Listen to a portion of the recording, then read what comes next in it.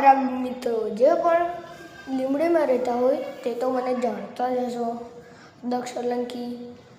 અને આ દેખો બધા કહે છે કે મને તમારા ઘરે આવું છે. હું તમને બતાડું મારું ઘર ક્યાં છે. આ છે કરંબા રોડ.